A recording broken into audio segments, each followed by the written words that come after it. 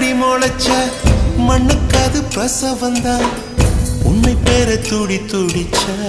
அன்னைக்கு அது பூகம்பம் தான் சூரியனை சுத்திக்கிட்டு தன்னை சுத்தும் பூமி அம்மா